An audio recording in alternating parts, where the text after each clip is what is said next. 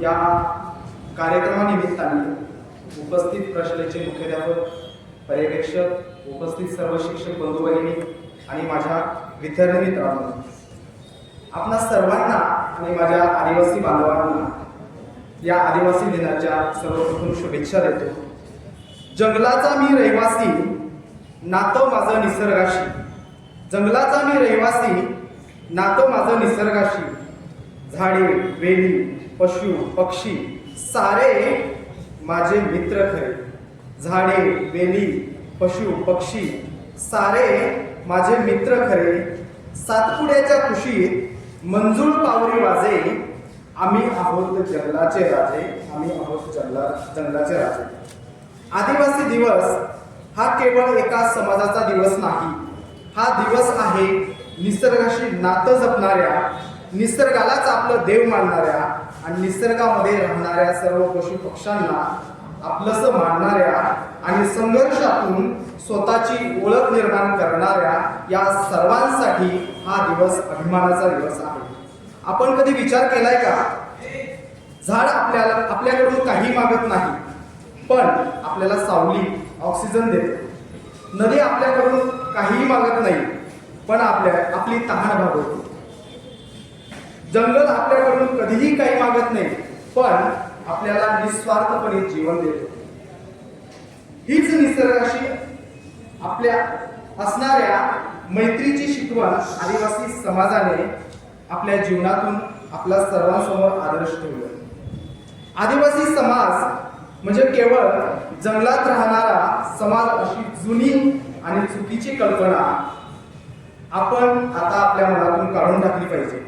आदिवासी म्हणजे निसर्गाचा रक्षक, संस्कृतीचा जतन करता आणि संघर्षातून उभा असलेला एक अभिमानी समाज आहे. त्याच्यामध्ये जर त्या भाषेचा जर उल्लेख करायचं म्हटलं तर त्याच्यामध्ये उदाहरणार्थ मी त्याच्यामध्ये एक दोन शब्द बोलतो. तेसनी भाषा, तेसनी कला, तेसना लोकगीत, तेसना नृत्य, तेसनी हातकला आणि निसर्गाशी असलेलं नातं हे आपल्या देशाच्या सांस्कृतिक वैभवाची एक अमूल्य संपत्ती आपल्या समोर आहे. आपल्या भारताच्या इतिहासामध्ये अनेक आदिवासी वीरांनी या इंग्रजांच्या विरोधात, अन्यायाविरोधात आवाज उठवला. त्यामध्ये प्रामुख्याने उल्लेख करायचं म्हटलं तर सह्याद्रीचा ढाण्यावाग तंड्या मामा, संथाळ भूमीचा बुलंद आवाज सिंधू कान्हू मुर्मू, नागाभूमीची निर्भय वीरांगना राणी गाईदिंडू, भील समाजाचा प्रगतीची मशाल असलेला गोविंद गुरु आणि सगळ्यात महत्वाचं उलगुलान उठावाचा अत्यंत महत्वाचा आदिवासी समाजामध्ये ओळखला जाणारा भगवान म्हणजेच बिरसा मुंडा. अर्थात लोक त्यांना प्रेमाने धरती आबा असे म्हणतात. त्यांचं नाव मला अभिमानाने घ्यावं असं वाटतं, कारण त्यांनी आपल्या देशासाठी, आपल्या समाजाच्या हक्कासाठी, भारताला स्वातंत्र्य मिळवून देण्यासाठी, स्वाभिमानासाठी संघर्ष केला. त्यांचा संदेश तुम्हासाठी अत्यंत प्रेरणादायक आहे. ते म्हणतात, आपली ओळख जपा, आपल्या हक्कांसाठी उभे राहा आणि शिक्षणाच्या माध्यमातून स्वतःचं भविष्य घडवा. ज्यांनी जंगलाला केवळ लाकूड समजले नाही, ज्यांनी नदीला केवळ पाणी समजले नाही, ज्यांनी पर्वताला केवळ दगड समजले नाही, तर निसर्गालाच आपलं परिवार मानलं, असा समाज म्हणजे आदिवासी समाज. मित्रांनो, आज आपण आधुनिक शिक्षण घेत आहोत. त्याच्यामध्ये मोबाईल, इंटरनेट, विज्ञान आणि तंत्रज्ञानाच्या युगामध्ये आपण जगत आहोत. पण या प्रगतीसोबतच आपण एक गोष्ट विसरू नये. आपली माती, आपला निसर्ग, आपली संस्कृती आणि पूर्वजांचा इतिहास आपण हे कधीही विसरू नये. आदिवासी समाजाने आपल्याला निसर्गासोबत जगण्याची ही एक कला आहे शिकवलं. आज जंगल वाचवण्यासाठी जगभर चर्चा होत असते, पण आदिवासी समाजाने जंगलाचं रक्षण आजपासूनच नाही तर पिढ्यानपिढ्या केलेलं आहे. तर मग चला निसर्गाचं रक्षण करूया, कारण झाड वाचले तर जंगल वाचेल, जंगल वाचले तर नद्या वाचतील, नद्या वाचल्या तर शेती वाचेल आणि शेती वाचली तरच आपलं आयुष्य वाचेल.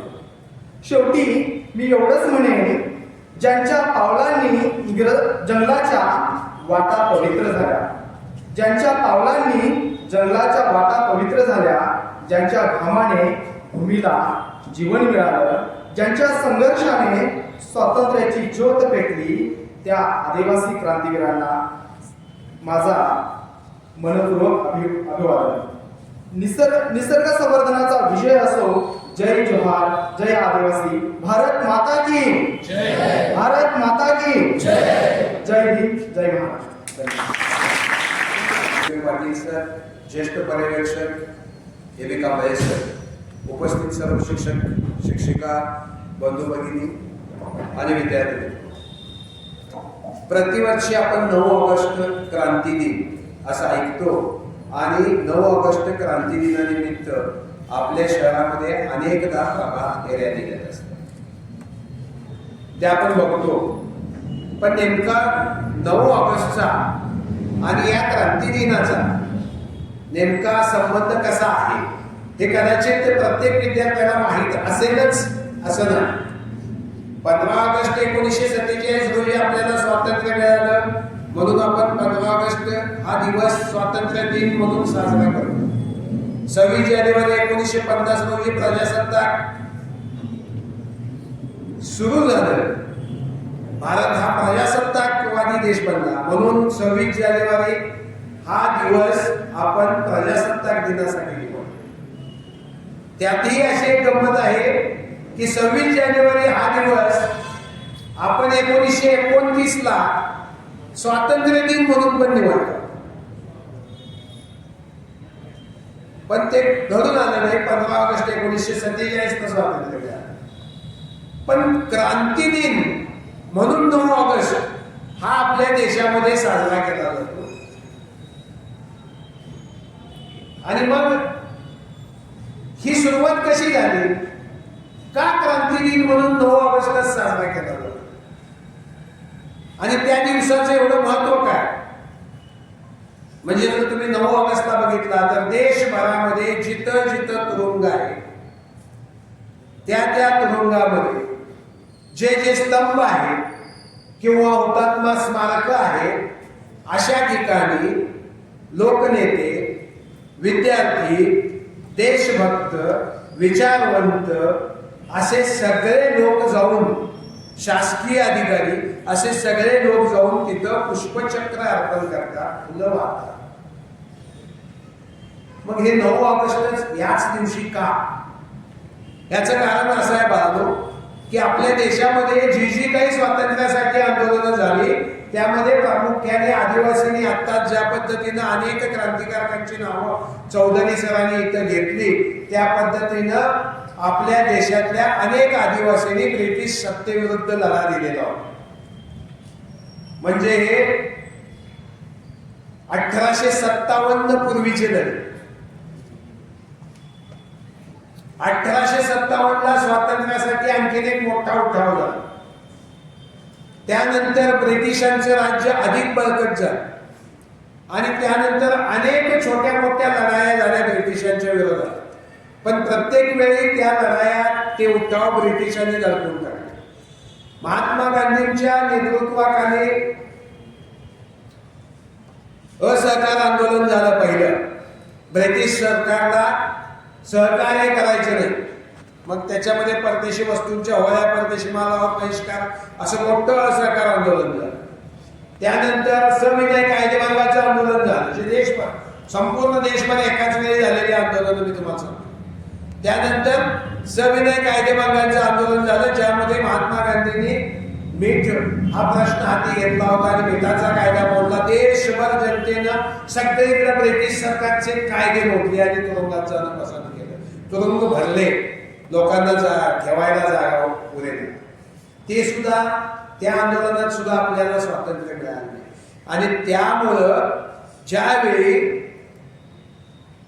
दुसरं महायुद्ध चालू असतानाच ब्रिटिश सरकारला आपण सहकार्य करत असताना सुद्धा ज्यावेळी ब्रिटिशांनी आपल्याला स्वातंत्र्य देण्याविषयी चालढकल सुरू केली, त्यावेळी महात्मा गांधी आणि राष्ट्रीय सभा यांनी शलेजाव आंदोलनाची घोषणा केली, ज्यालाच हिंदीमध्ये छोडो भारत असं म्हटलं जातं.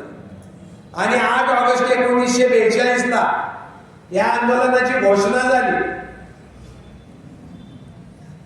घोषणा झाल्या झाल्या त्याच रात्री सगळ्या मोठ्या नेत्यांना अटकेत टाकण्यात आलं. महात्मा गांधी, पंडित जवाहरलाल नेहरू, वल्लभभाई पटेल आणि राष्ट्रीय सभेचे जे जे सगळे मोठे नेते होते, जे जे सगळे देशभरातले वेगवेगळ्या प्रांतातले नेते होते, या सगळ्यांना ब्रिटिश सरकारनं अटक केली आणि तुरुंगात टाकलं. आणि मग अशा वेळी मोठे नेते सगळे तुरुंगात असताना या देशातील राष्ट्रीय सभेच्या म्हणजेच त्यावेळेच्या काँग्रेसचे दुसऱ्या फळीचे नेते पुढे आले आणि त्यांनी देशभर हे आंदोलन चालू. 9 ऑगस्टला अरुणा असफ अलींनी तिरंगा फडकवला आणि आंदोलन चालू झालं. मुंबईच्या गोवालिया टँकवर आंदोलन चालू झालं. त्यानंतर संपूर्ण देशभर आंदोलन पेटलं. गांधीजींनी सांगितलं होतं की तुम्हाला जमेल त्या मार्गाने आंदोलन करा. पण या आंदोलनामध्ये गांधीजींनी एक मोठा इशारा दिलेला होता की हे आंदोलन भारताच्या स्वातंत्र्यापर्यंत चालू आहे. हे आंदोलन संपणार नाही. या आंदोलनात माघार घेतली जाणार नाही. हे आंदोलन भारताच्या स्वातंत्र्यापर्यंत चालू राहील आणि प्रत्येक जनतेनं ब्रिटिश सरकारला आपल्या पद्धतीनं आपल्या कुवतीप्रमाणे प्रतिकार करायचा आहे आणि स्वातंत्र्य घेतल्याशिवाय माघार घ्यायची नाही. यासाठी करेंगे या मरेंगे हा नारा. आणि त्याचबरोबर गांधीजींनी भारतातील जनतेला आणखीन एका बाबतीत आश्वस्त केलं की त्यांनी सांगितलं की आतापासून भारतावरचं ब्रिटिशांचं राज्य संपलेलं आहे असं तुम्ही समजा. आता तुम्ही स्वतंत्र आहात असंच वागायला चालू करायचं. आणि या सगळ्या घोषणा ज्या दिवशी झाल्या तो दिवस म्हणजे 9 ऑगस्ट 1942. म्हणजे खऱ्या अर्थानं भारताच्या स्वातंत्र्याची सुरुवात किंवा स्वातंत्र्याची पहाट ज्याला म्हणता येईल ती 9 ऑगस्ट 1942 पासून चालू. 9 ऑगस्ट 1942 पासून जे चालू झालं आंदोलन त्यावर देशभरामध्ये वेगवेगळी प्रतिसरकार निर्माण झाली. बंगालमधील मिदनापूर, बिहारमध्ये पूर्णिया, भागलपूर, महाराष्ट्रामध्ये सातारा परिसरात क्रांतिसिंह नाना पाटलांनी संपूर्ण भागातील ब्रिटिश सैन्याला पळवून लावलं आणि स्वतःच सरकार चालू केलं. Parallel government. कर गोळा करणे, गुन्हेगारांना शासन देणे, सगळं इथले क्रांतिकारक लोक पळू लागले. पोलीस पळून गेलेले होते. असं संपूर्ण देशभरात चाललंय. देशभरामध्ये सगळीकडे मोठ्या प्रमाणावर लोकांनी कायदे मोडले, रस्त्यावर मोर्चे, निदर्शने, सभा घेतल्या. त्या लोकांना अटक करून टाकली गेली, तुरुंगात टाकलं गेलं, तुरुंग भरले. देशभक्तांना कुठं ठेवायचं असा प्रश्न निर्माण झाला. त्यावेळी ब्रिटिश सरकारनं अनेक ठिकाणी मोर्चावर गोळीबार करायचा. सोलापुरामध्ये मार्शल लॉ पुकारला गेला, गोळीबार झाला. अनेक ठिकाणी विद्यार्थ्यांच्यावर गोळीबार झाला. पण लोक हटले नाहीत आणि शेवटी मग ब्रिटिश सरकारनं राष्ट्रीय सभेच्या सर्व नेत्यांना सांगितलं 1944 मध्ये 45 मध्ये की भारताला स्वातंत्र्य देण्यासंदर्भात आम्ही विचार करत आहोत. आता सरकारने हे आंदोलन राष्ट्रीय सभेने हे आंदोलन मागे घ्यावं आणि आता आम्ही तुम्हाला स्वातंत्र्य देण्यासाठी बोलाचा विकल्प करायला हवं. मग त्याच्यानंतर स्वातंत्र्याच्या 3 योजना आल्या आणि 3ऱ्या योजनेमध्ये माउंटबॅटन योजनेमध्ये आपल्याला 15 ऑगस्ट 1947 रोजी स्वातंत्र्य मिळालं.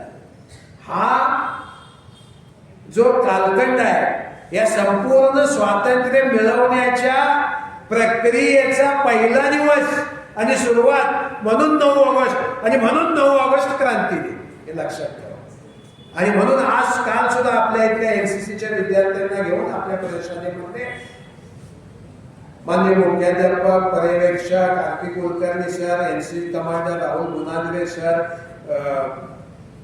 घोडके सर, चव्हाण सर असे सगळेजण आपण मिरवणुकीनं आपल्या इथं गांधी चौकामध्ये जो तुरुंग आहे जिथं आता पुरवठा कार्यालय आहे त्या तुरुंगामध्ये जाऊन तिथल्या हुतात्म्यांना आपण वंदन केलं. तिथं पुष्पचक्र वाहिलं. विद्यार्थ्यांना तुरुंगाची माहिती दिली.